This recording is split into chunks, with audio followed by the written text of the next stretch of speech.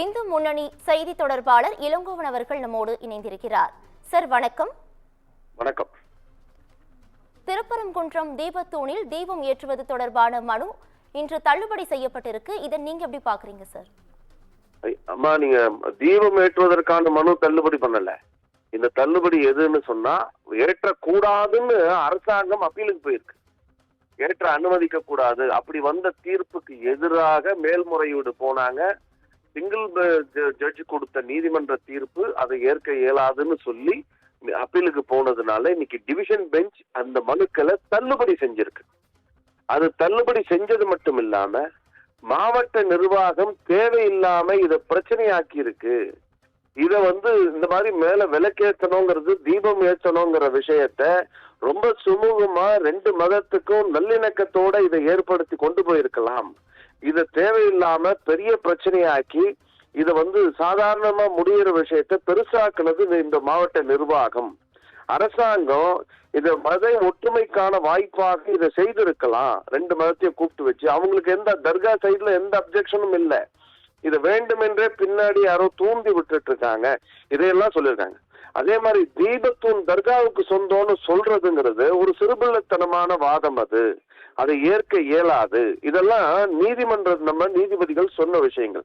இதைத்தான் நம்ம ஆரம்பத்துல இருந்து இந்து முன்னணி தொடர்ந்து சொல்லிட்டே இருக்கோம். நீதிமன்றம் நம்முடைய சிங்கிள் ஜட்ஜி மரியாதைக்குரிய GR சுவாமிநாதன் அவர்கள் நீதியரசர் கொடுத்த நீதிமன்ற தீர்ப்பை அமல்படுத்தி இருந்தா இவ்வளவு பெரிய பிரச்சனையா வந்தே இருக்காது. ரொம்ப சாதாரணமா 4 பேர் சேர்ந்து அது முடிச்சு போயிருக்கும்.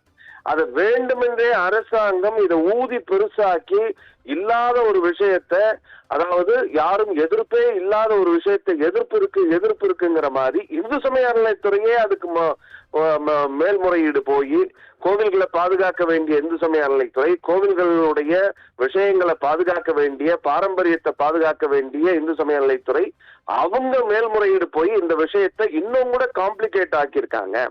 அதனால இது முறை இல்லை. அதனால ஒவ்வொரு ஆண்டும் அங்க விளக்கேற்றுறது தவறு இல்லை. அங்க இருக்கக்கூடிய கோவில் நிர்வாக பணியாளர்கள் அவங்க மேல போய் விளக்கேற்றலாம், அதுல தடை இல்லை, அந்த இடத்துல ஏற்ற வேண்டும் அப்படிங்கிற நீதிமன்ற தீர்ப்பை திரு GR சுவாமிநாதன் அவர்கள் கொடுத்த தீர்ப்பை அமல்படுத்தியிருக்காங்க. மாறாக ஒரே ஒரு சின்ன மாற்றம், அதுல பொதுமக்கள்லாம் மேல போக வேண்டாம், நிர்வாக பணியாளர்கள் ஒவ்வொரு ஆண்டும் மேல போய் விளக்கேற்றணும் அப்படிங்கிற தீர்ப்பை நீதிமன்றம் கொடுத்திருக்கு. பல ஆண்டுகளாக, இது கிட்டத்தட்ட 35 ஆண்டுகளாக இதற்கான ஒரு பெரிய போராட்டத்தை 94 தொடங்கி இந்து முன்னணி முன்னெடுத்துக் கொண்டிருக்கிறது. எங்களுடைய இந்து முன்னணியினுடைய முன்னாள் மாநில தலைவர் திரு ராஜகோபாலன் அவர்கள் இந்த விஷயத்திற்காக போராட்டத்துக்கு பிறகுதான் அவர் படுகொலை செய்யப்பட்டார். பூர்ணச்சந்திரன் அவர்கள் தற்கொலை செய்து கொண்டார்.